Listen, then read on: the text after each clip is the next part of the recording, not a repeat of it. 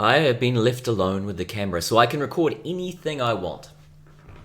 Given that, I thought I'd stay away from all the complicated economicsy stuff and just take a look at some pictures.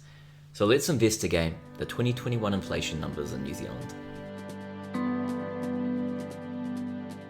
New Zealand has seen the cost of consumer goods rise significantly during 2021, as confirmed in the recent release of the consumer price statistics by Stats NZ.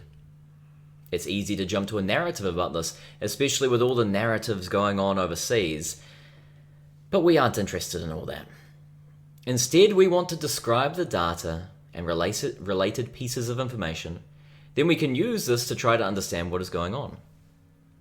So if you're here expecting demands for price freezes, an impassioned defense or assault on government or monetary policy, or some rejoinder saying that this is understating or overstating my lived experience, you can turn the video off now. Just remember to like, subscribe, and comment your very important thoughts down below first. What we are going to provide in this video is data, and some quick and nasty visualizations to help us consider it. The R code and data necessary to have a look at these visualizations and play with them yourself will be shared in a GitHub link below. For those staying around, which hopefully includes any students I've sent to this video, let's put our data hats on and get digging.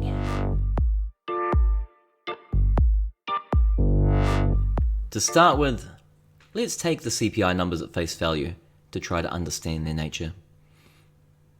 In order to do this, we want to briefly think about why we care about these numbers. Otherwise, it's easy to talk ourselves in circles by mixing up concepts when we chat about them. A higher CPI number, with everything else fixed, implies that real incomes are lower than the dollar amounts we see people receiving. In a pandemic-afflicted world where everything is a bit in flux, we want to understand this. And it does reflect on people's lived experiences. Ultimately, we might measure a bunch of people earning a certain amount of income, but if it's become more expensive for them to buy things because of supply chain disruption, because things aren't available, things are scarce, then that does really affect their well-being and the type of life they can live. This price level effect is important. However, a higher CPI number, when matched with other price indices also rising, may suggest that the general price level in the economy is higher.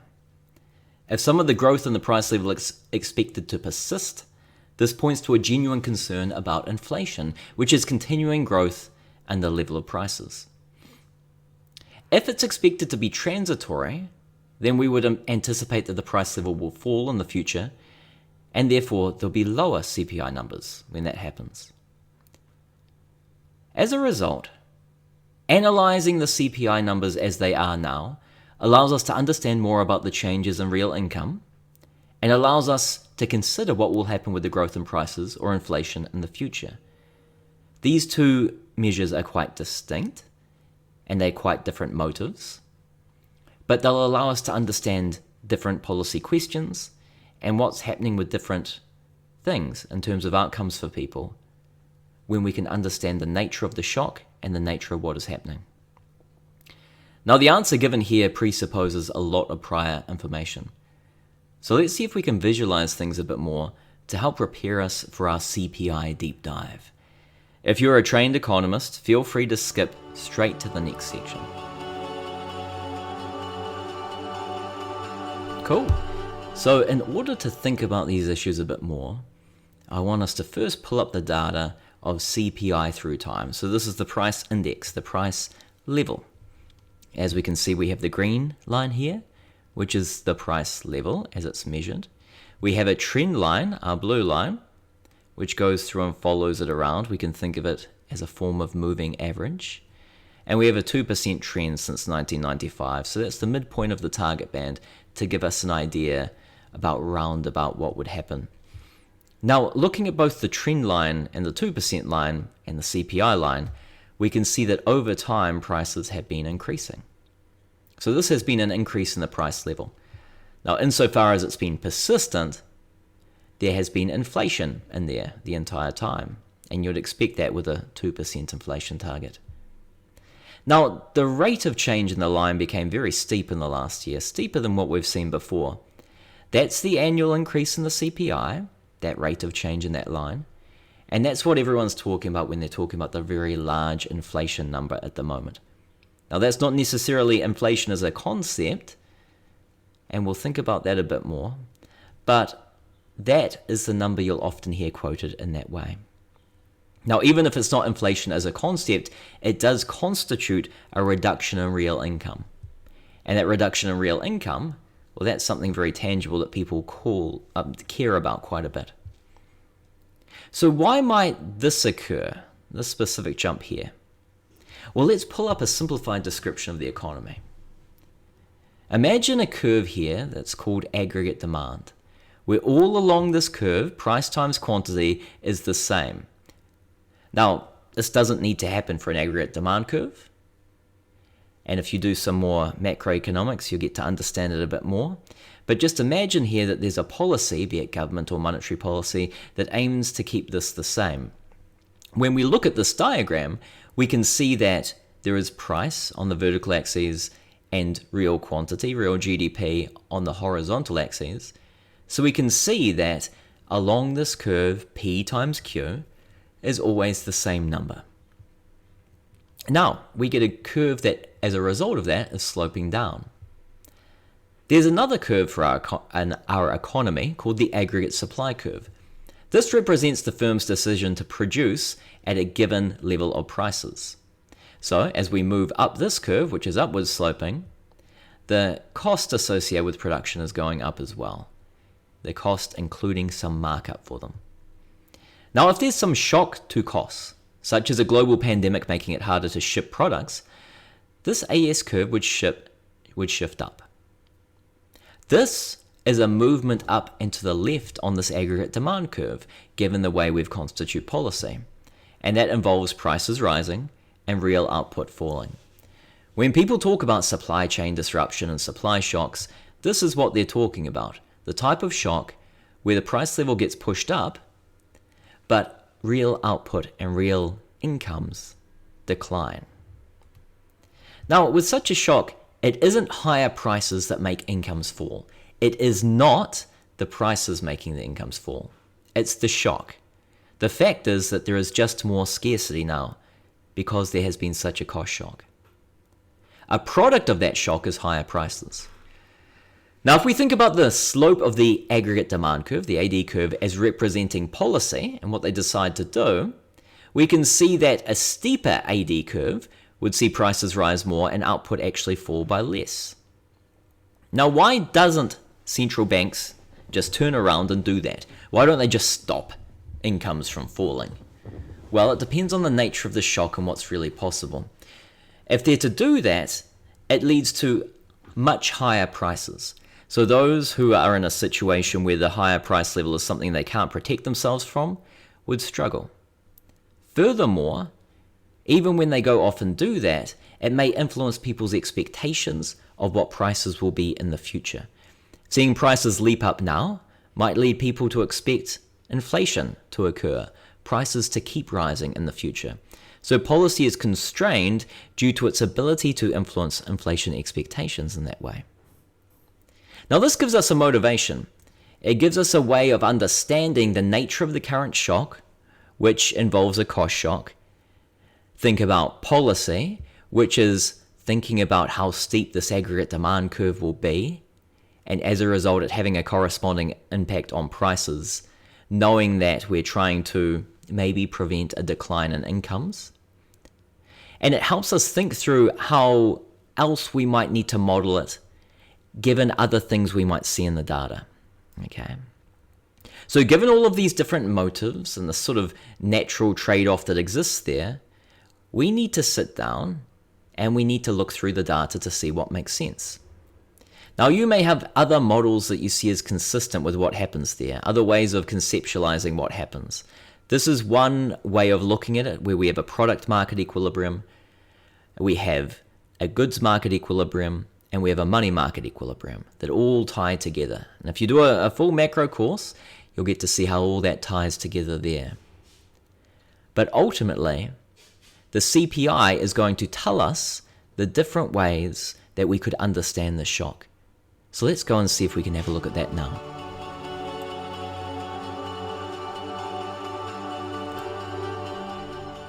Well, the world has come a long way since I was a young economist. Back when I used to do this sort of analysis at Infometrics, the Stats New Zealand website wasn't quite as advanced.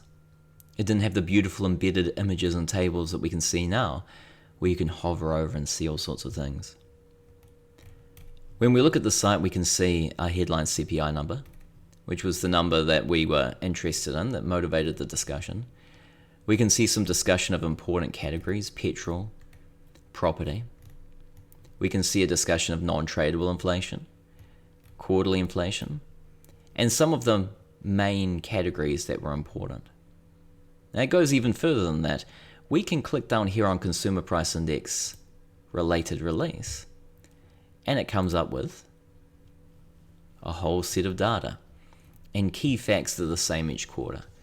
We have contributions, which tell us which of these categories, such as food, transport, and health, were important for driving what we observed during the quarter. Similarly, in terms of the annual growth, we get the same thing here.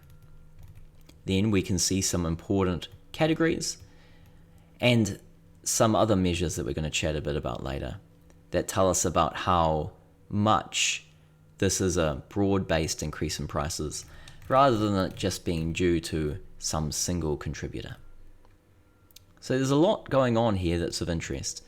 But when I used to look at this information and report on it for a living, I never used to look through the Stats New Zealand release, and even if it had looked like this, I wouldn't have. The reason was I wanted to wait until I'd written down my own interpretation. When we're doing economics, we should try to evaluate the data on its merits, based on the elements that are important to our own question and the narrative we have about that question. We're trying to find ways to falsify what we already believed rather than find ways to fit it, and we're trying to look at it in an objective way that doesn't capture just what other people have been saying. If you don't do this, it's easy to get lost in the weeds and to simply follow what others are saying. I'll note that reading what Stats New Zealand has to say and what other people have to say afterwards, after your initial look, is important. You should discipline your own thinking, or else you end up just repeating yourself and finding bits of data that support what you wanted to believe. But you have to do things both ways. Now let's pretend we haven't seen this Stats New Zealand data, and should we do our own little investigation, shall we? You may be a conspiracy theorist who doesn't trust the government and doesn't trust the data that they place in front of your eyes. Or you may be a complete data nerd and economics nerd at the same time. Welcome to the club. In both cases, simply looking at the Stats New Zealand website would be dissatisfying. Given that, it's time we do some of this ourselves with the help of more disaggregated data provided by Stats New Zealand. When you hear your favorite economist chatting about a new release, this type of background work is normally step one of what they'll do. They will then compare these numbers against other related data, against their forecasts, and look at how incorporating it into their models influences results. But clean initial data visualization is something I've seen from all of the forecasters that I'll note below. In R, we can download a lot of Stats New Zealand data ourselves. We've already done that to make our little CPI trend here. But the quantity of data we end up downloading makes it pretty overwhelming. As a result of that, we need to determine a few data questions that we think will be useful for understanding the data in relation to some underlying economic question. Specifically, we want to know how general this increase in prices is and how it compares to events in history. Why would we want to do this? Well, whenever inflation drops or surges, a bunch of people run out to explain why this time is different. Where inflation hasn't really fallen or risen, but instead something's very specific to a certain sector has occurred, and so different things should happen. Now, sometimes this is true. Let's look at an example of that.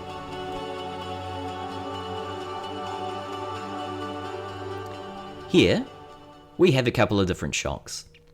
We have the COVID shock, 2019, and the following up inflation that's occurring now. We have the GFC, but then increase in GST in 2010 in New Zealand, and we have a 2% growth line here just for comparison purposes.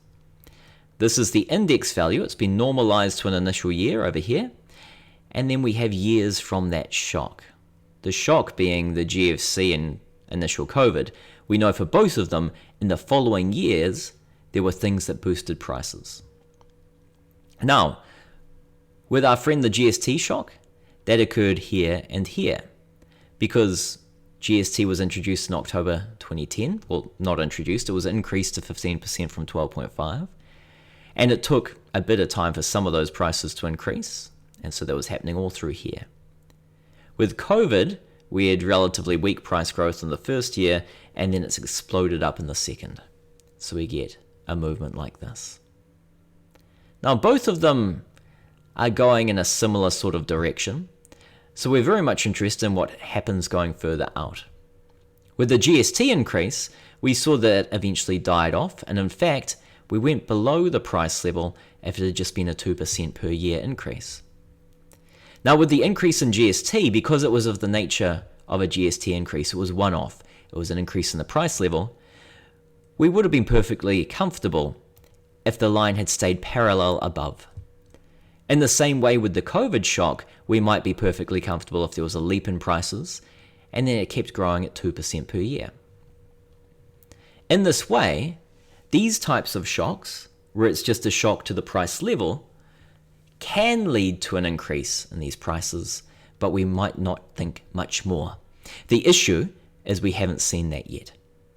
So if GST was a good example of it, then we might feel very comfortable.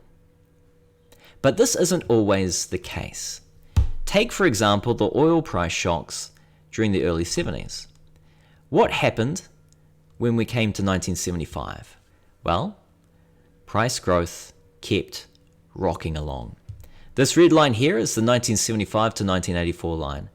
As you can see, the increase in prices was much more substantive than anything we've seen over these two periods, the GST introduction period and the COVID supply shock period. And because it became embedded in people's expectations about what was supposed to happen, even once the supply shock was over, people kept expecting persistent inflation, so they kept increasing prices. People kept increasing their wage demands because of that, and it just kept going and going. This is the type of shock, this is the nature of the change in expectations that people are concerned about. Now, what we can see here is just looking at these shocks themselves and thinking about it isn't necessarily going to get us too far. So, we want to look at a bit more of the underlying data. To clarify, even if we found now that the change in prices is broad-based, which it was for GST, it does not mean there'll be persistent inflation. Furthermore, if the change is concentrated in just a couple of goods, like the initial petrol price shocks, this does not mean that an inflation outbreak isn't on the horizon. To understand what's happening and the nature of what's happening, we would need a model.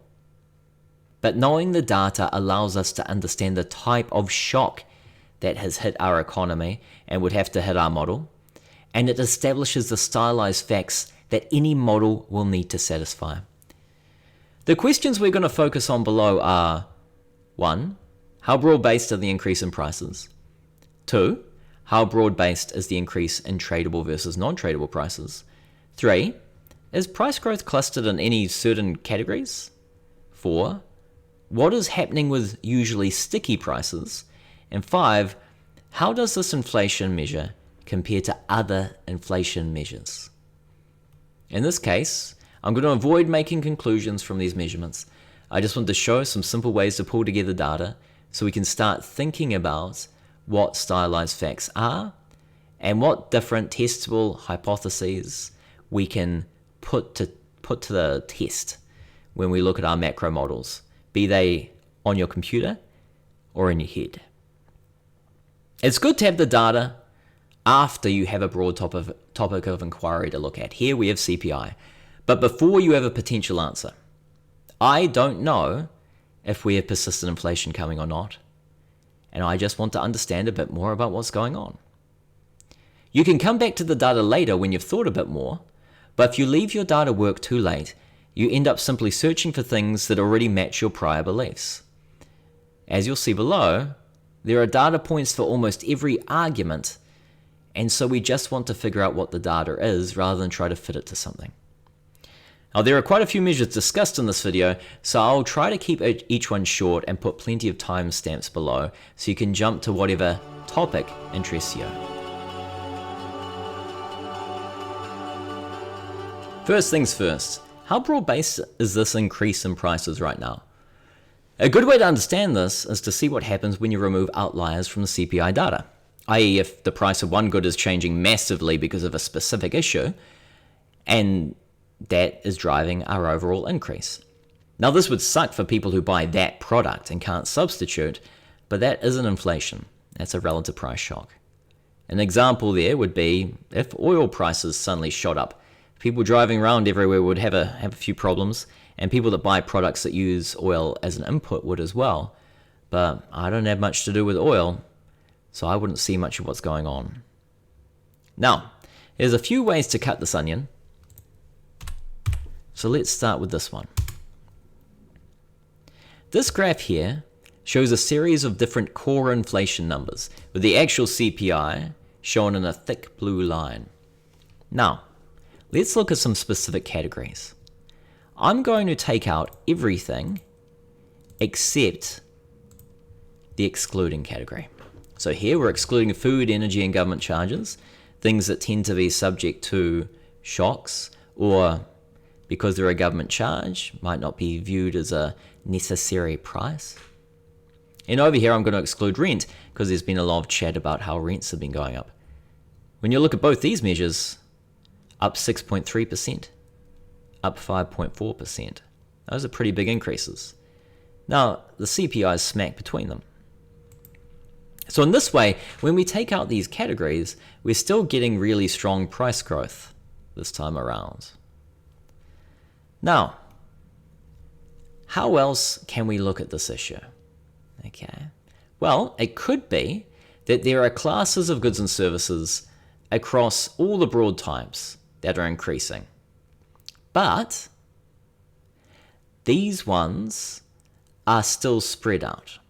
What do I mean? It could be that there's one really big outlier in every single category. Not just food, energy, government charges, and rent, but housing and all that sort of jazz. So how about we take out the measures that increase a lot and the ones that have fallen a lot or have been growing very weakly, depending on how the data is looking. This is when we trim the mean. So we're working out the mean price change based on a basket that excludes a bunch of the outliers. The trim 30 excludes a lot more of them. Now when we look here, we've got 5.4% growth and 4.7% growth, so there appears to be some truth in it because it's all below the CPI, but these are still relatively large increases. Now, this is how we've sort of just fiddled with the data. These values are all showing quite strong price growth, but there is some suggestion that when we turn around and we take out some of the outliers, we end up with price growth looking not quite as high as CPI.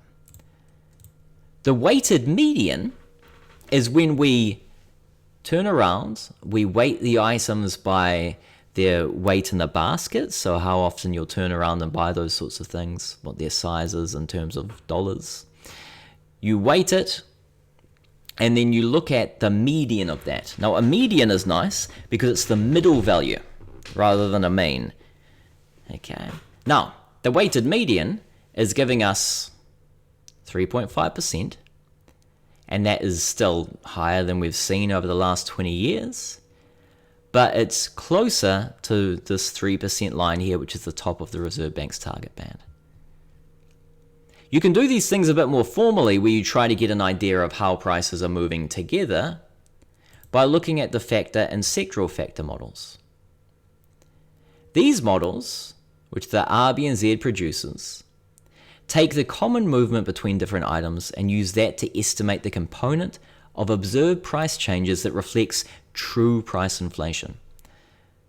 This is really trying to strip out a lot of those relative price effects.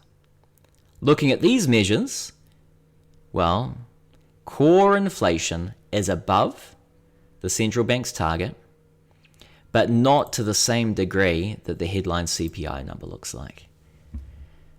Overall, the core inflation numbers do suggest that, although prices are strongly up across a number of categories, some of those big increases are being driven by specific items.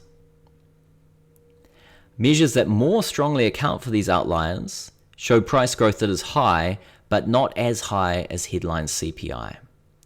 So we should keep this in mind when people turn around and start going blah, blah, blah, blah, blah. Inflation is out of control, 500 million year high. Well, if we strip out a lot of what look like one-off changes or relative price changes that we wouldn't expect necessarily to persist because other things haven't moved with them, well, it doesn't really look like inflation is quite as high. Now, let's also have a quick peek at tradable and non-tradable prices. We're looking at these in terms of the index. There are a couple of points I want to discuss here that I think are useful for helping us think about things a bit more later. When we look at tradable prices, they haven't really budged much over time. The reason for this is, well, we've had China producing a lot more goods and services. We've had productivity increases due to the Balassa-Samuelson effect, which we've discussed in a prior video. And there's a whole lot of things going on where tradable goods have stayed relatively cheap. But in the last year, tradable goods prices have surged. Part of this is likely to be supply chain disruption. Now, when we look at non-tradable goods prices, they have gone up over time. And there has been a pickup in the last year as well. But when we compare the steepness, the acceleration in non-tradable price growth doesn't look quite as out of line as what's happened with tradable goods prices. So we can see that there are definitely things happening in both of those categories, but it's really what's happening with tradable goods prices that seems to be quite interesting, while what's happening with non-tradable goods prices is likely to be more relevant for thinking about true inflation. While this can be a global supply chain shock, this may reflect more on domestic demand, and specifically domestic demand relative to domestic capacity. New Zealand has not been locked down to the same degree as other countries during COVID, and so the increase in prices over the last year, although there has been some lockdowns, seems largely to do with demand for domestic goods and services being high relative to our ability to produce those non-tradable goods, things such as haircuts, restaurant meals, and the such. However, given COVID, we know there have been difficulties with doing things like restaurant meals. Those are cost shocks that in themselves may explain some of what's going on. So you can see there's all sorts of little narratives in there about whether it's domestic demand, whether it's a cost shock, what is the nature of it. And if we want to glean some insight about that, we need to dig a bit deeper. The aggregate figures we've chatted about so far have pointed towards the importance of specific items. So, can we look at the specific items rather than just conjecturing constantly? Well, tell you what, why not? Now, this doesn't help us understand what's going on at all, but it's cool. So, let's chat about this. Here we have a scatter plot of the price level with an index of a whole lot of different prices. Now the index here is over here, and as a result all the price levels sort of converge on this. And you can read the data back here as referring to changes towards that point, and the data there as changes away from it. That means you get the narrowest spread in prices in this index year, and the larger spreads as you go further out. So don't read too much into those spreads per se. Instead, if we were above about 1,000, which is this line here, it's suggesting that prices are now lower than they were, while if you were below, they're now higher. So what is going on here? Well, if we hover over these items, we can see that's a communication type good. Specifically, it's telecommunication equipment. And all these dots are here. Here we've got audiovisual equipment, and so are those. And here we've got computing equipment. Okay, so you got your smartphones, you got your computers, well, DVDs and the such. Let's think about those in the year 2000. Okay. What sort of smartphone could you get in the year 2000? Well, let's think about this slightly differently since there were no smartphones. What did it cost you to be able to do all the things you can currently do with a smartphone? Contacting people, calling people, video calls, taking notes, calculator, maps. Well, it cost you quite a bit, right? Given that, the smartphone is now paying for a set of different consumer desires. Technological change has allowed it to do that, and that corresponds to part of the drop in the ticket price. There is no good out here. Instead, there's a cost of those bundles of services.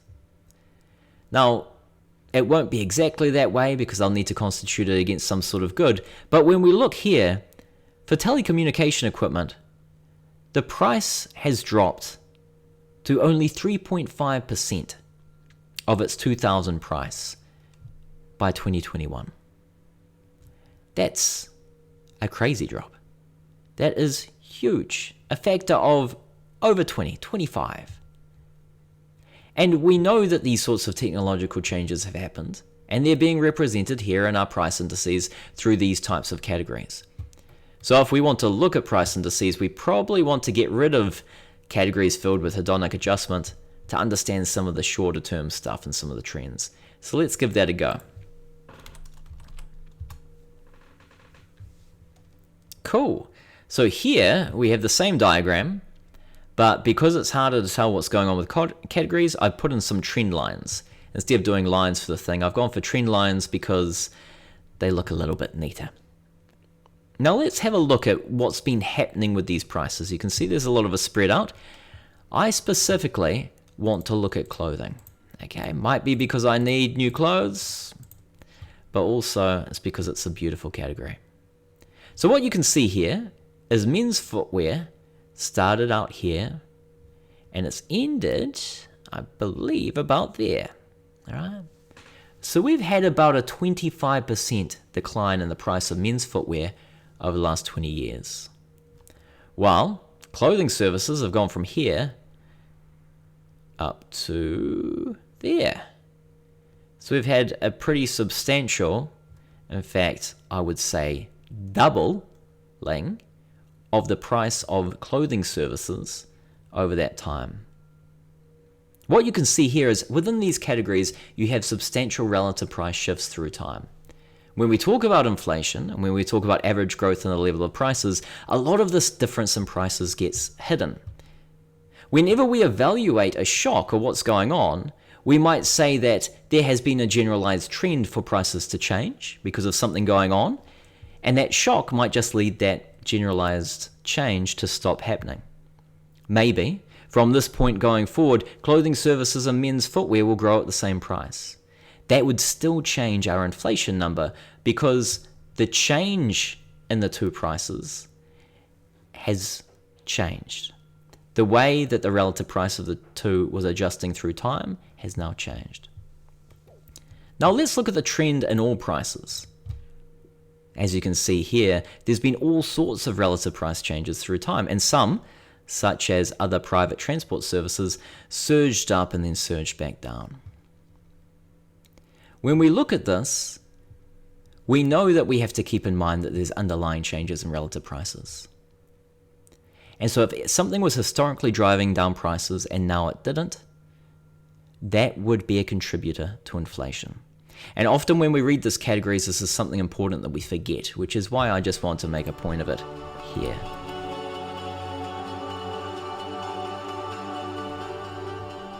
Cool. Now let's get back to price changes, to our price growth. What we have here is price growth in each year of each of the different classes, but they're colored by broad group. Okay, so up here you've got international air transport, which is a class, and that's within transport as a whole as a broad group. You can see here that over time there's always a spread in price changes.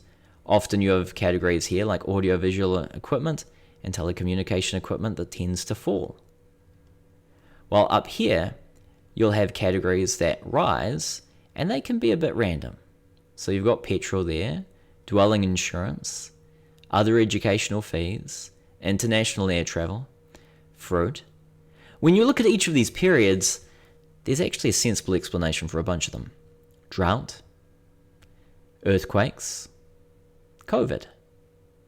So when we look through this, we can notice some outliers, and we can also notice some trends in sort of what's happening.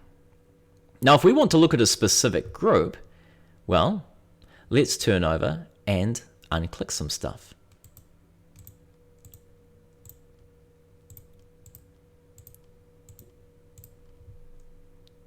Here we have housing durable services. By looking at these dots, we can see the spread of different price changes. Not how important they are, because it's not weighted by their size in the consumer basket, but just a spread of the different growth rates. When you look at this, the spread we're currently observing in housing durable and services doesn't look completely out of line. It looks on the higher side of a lot of these, but it doesn't look crazy. Or what about if we look at transport? Well, we have a series of categories: petrol, other fuels, and international air transport that are all very high. And on the downside, there is nothing. So it looks like the transport category really is experiencing higher price growth as a whole. And we can see this broken down into the individual classes. Now that's pretty cool. How about we have a bit more of a look at these categories? Right, so here we have a comparison of the growth rates of different classes in 2020 and 2021. This allows us to think about the nature of price change a bit more. For example, if prices fell in 2020, then strong growth in 2021 might just be catch-up. The dashed red lines we put here represent 3% growth in each year. This allows us to split the change in prices into 4 quadrants, representing which items recorded stronger price growth than the inflation target over the whole period. Okay, so here we have the quadrant where that does occur. Price growth in both periods was above the inflation target. We have a quadrant down here where price growth was below in both periods. We have a quadrant here where price growth in 2020 was above, but in 2021 was below. And we have a quadrant here where price growth in 2021 was below, but price growth in 2021 was above. Okay, and because I might have missaid that, it's below in 2020 and above in 2021. I blame the numbers for being far too similar for me. Cool. So we can think about the top right quadrant as a strong in both years quadrant. What stands out here? Purple dot, real estate services. Green dot, vegetables. Okay, that's pretty cool. The top left quadrant was the weak in 2020 and strong in 2021 quadrant. This one is one we want to think about a bit. So, a category here: domestic air transport, recording media, women's footwear. These had sizable declines in 2020 without necessarily making it back in 2021.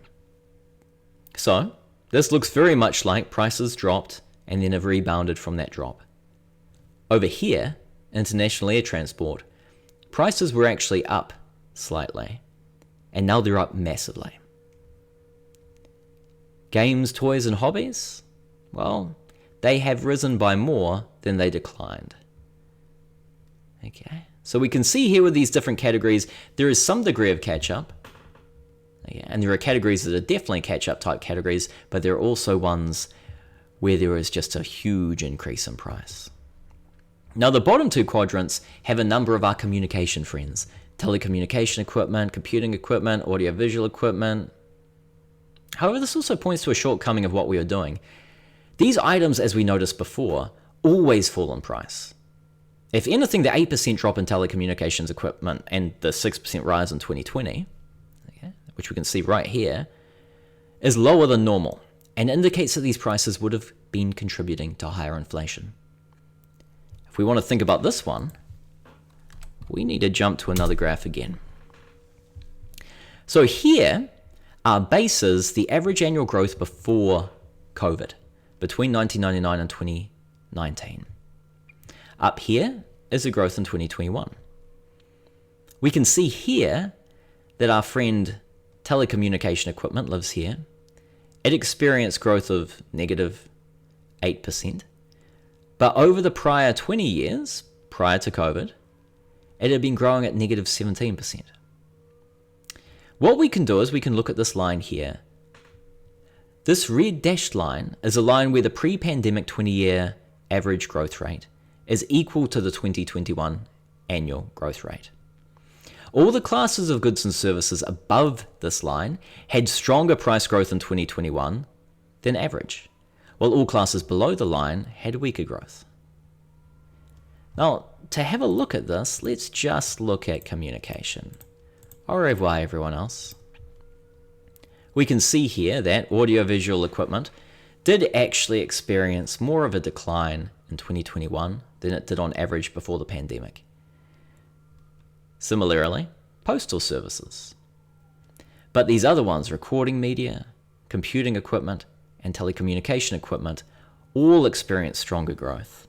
Now, this could well be due to the semiconductor shortage that's going on. It could well be due to supply chain disruption that's happening more generally and making it harder to ship these sorts of goods here. Or it could be because ultimately these goods prices aren't going to fall by as much. There are all sorts of different explanations that we'll need more information about in order to understand. These are just the facts that are on the ground. Cool. So this is useful for helping us think about the changes and think about the drivers. But is there any way to get some of that contribution stuff that we were talking about earlier? Well, for that we jump to this one. Here we have the average 20-year growth, and we have growth in the year, and we've taken the contribution that each one of these items had to the overall index. And the larger the circle is, the greater the contribution is to overall increase in CPI. What you can see here is international air transport rose a lot, but its contribution was still lower than petrol prices, housing purchases, even games and toys. So you can see that even though this is the flashy big number increase, the amount it increased the overall price level, because we don't buy that much international air transport, was quite a bit smaller than these other categories here. Now this is a really fun one to explore, but I'll leave that as something for you all to do later on.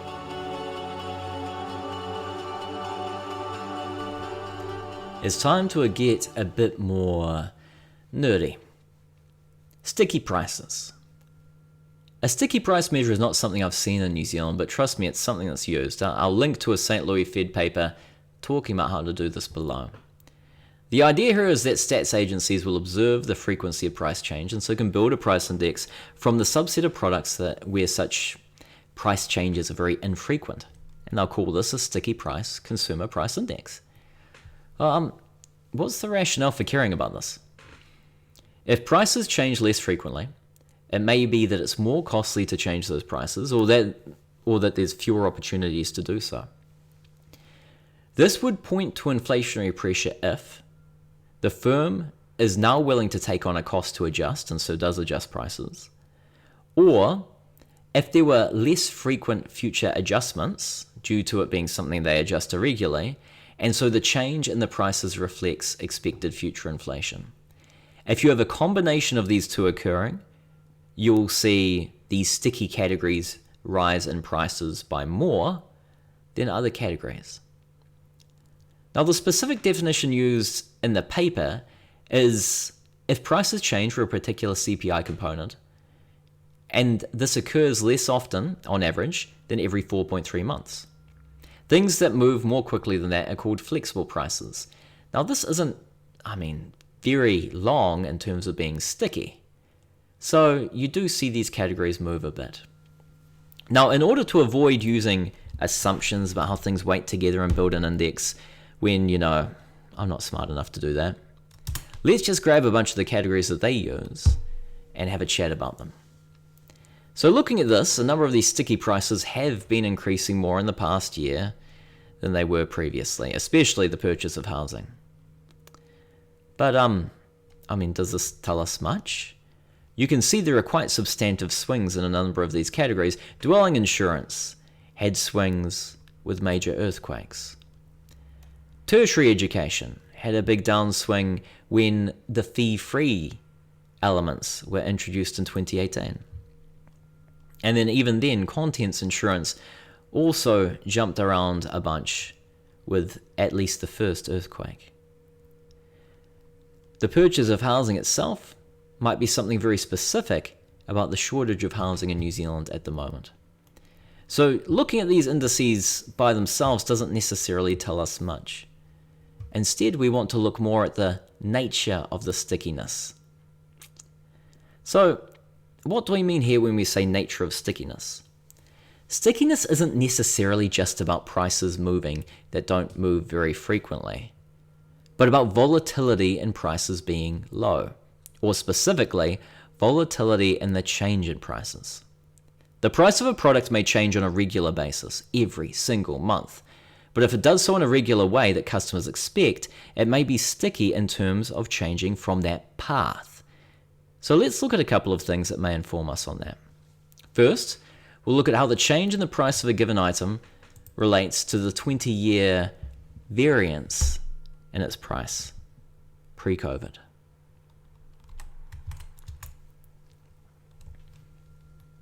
What we have here is annual growth in the different classes of CPI ordered by the log of the coefficient of variation in the growth of that item.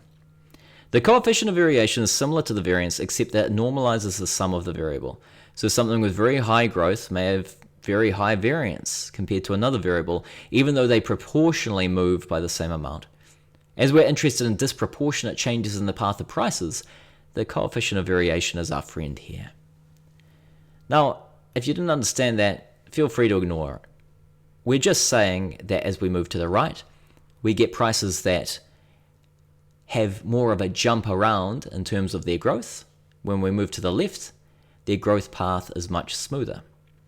So have we seen prices for those smoother growth products go up by more? Well, that doesn't look like it here. It looks like a whole lot of dots all over the place. Now this could be because we've mischaracterized the problem with this specific graph. We're not looking for standard price changes, but we're looking at prices changing from their prior path. So we should be looking at how much they grew compared to average price change over the last 20 years. So let's pull that up. So it changes our graph a bit, but again, it's not particularly clear that we're in a situation where you now have stickier prices moving more. At a stretch, our other category within other and our housing utility category may be pointing at something going on in that space, but without more rigorous analysis, there's not much to tell from this. So although this is fun, how do we read it? Since there's not much happening in either of our graphs, does it tell us that inflation expectations are anchored? Does it tell us that sticky prices are actually a lagging indicator and we've got things the wrong way round? We'll instead see them moving once inflation is embedded? Or does it mean that this doesn't really tell us much about anything? Well, I think what it tells us is that sticky prices aren't a popular measure for understanding inflation in a timely manner for a reason. Ultimately, the nature of stickiness and understanding the nature of price change requires more complex analysis than we're able to do right here. I'll leave a link down below to 5 Facts About Prices by Nakamura and Seinson from 2008 that has a really interesting discussion on the price stickiness we observe in microdata and how we can think about that and use that to think about inflation. So even though we haven't necessarily solved anything from this, it was still really interesting to look at.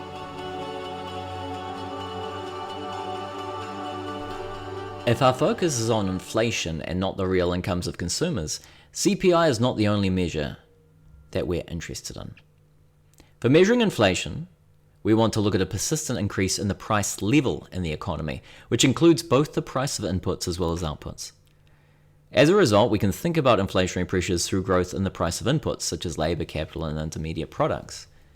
Pulling up a graph that shows different ones, we can note here that we have a labor cost index that represents the cost of a labor input, a capital goods price index that represents the cost of a capital input, and the producer price index, which measures intermediate input costs. Now with these, they are about the cost. We also have an unadjusted LCI here, which includes productivity improvements and so real wage gains for our workers. We may also look at measures that more broadly reflect prices overall in the economy. That would be the GDP deflator and the PPI output, or the output price charged by all of the different firms in the economy. This will include the price charged by firms when they're selling to other firms. So an output price here can be an input price over here. Furthermore, we might want to look at expectations, and we could include a measure like the survey expectations that's collected by the Reserve Bank. As that isn't a market measure, I'm not going to include it in the diagrams here. So how can we think through these measures? As you can see, our friend CPI is jumping around, nice and yellow this time. Let's push him out. And let's only look at the input-related measures. So even our unadjusted LCI goes away. Outputs, GDP deflator. Here we have the LCI, PPI inputs, and CGPI. All three of these are pointing to an increase relative to the year beforehand, but very different increases. Capital goods prices have become substantially more expensive, and we have not seen an increase like this before. This is supply chain disruption, higher transportation costs, the semiconductor shortage, all of that jazz. The producer price input index suggests that you do have big increases in the cost of intermediate products, and we've seen some of these spikes in the past, but it is still very high. The labor cost index looks relatively more restrained. It's the same as it was in 2019, and it's lower than it was prior to the global financial crisis. In this way, it would suggest that the inflation expectations we see embedded in the labor market maybe aren't quite as strong as other measures are showing. This might mean that it's a lagging indicator and it will increase more later, or it might mean that fundamentally inflation expectations are a bit more anchored, and a lot of these input price increases might be transitory.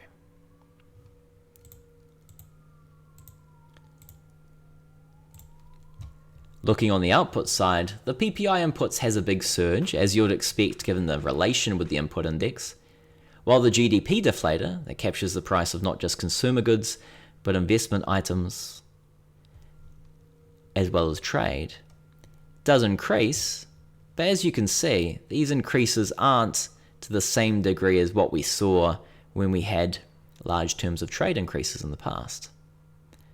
So when we look at this, it's not clear if inflation is really ramping up to the degree that's being expressed by the CPI. Each of these measures, as you can tell, gives us a very different narrative on what's happening with prices. But which one provides the right steer on inflation? Perhaps the PPI input index is leading the others, and the others are yet to rise to the same degree. Perhaps the labor cost index is the truest measure of inflation expectations in the economy, and all these other measures are just representing supply shocks. In order to understand what's going on, we need more context. We need to look at nominal GDP, unemployment, labour force participation, business and consumer confidence, actual inflation expectations, bond prices. But doing so would be going down a rabbit hole. Beyond that, we'd also need a model, so we could fit these indicators together and see how they logically and coherently describe what would happen with the economy. But you know what? Instead of getting all that data and all that modeling together, this video has gone on far too long already. So, this can be a discussion for another time, such as in the comments below. The purpose of this video was, first and foremost, because I'd seen a lot of articles and words about inflation, but I didn't really have a handle on the numbers. I haven't looked at them in quite some time. So I want to have a look at them and share them with you all. Walking through this process should help to get us all thinking about the types of things we need to consider when looking at price data. Before we start arguing about optimal policy changes, we need to be aware of what the data actually is. This allows us to falsify hypotheses that are nonsense, and allows us to focus on making sure any recommendations we do make are grounded in reality. Any explanation we have for what's going on and any forecast we make about what will need to happen needs to be able to explain this data. As a result, getting a handle on these measures is an important first step in building any economic model and in providing suggestions about alternative policies. Thank you for going on this journey with me today. And if you have any questions, feel free to pop them in the comments below. I'll see you next time.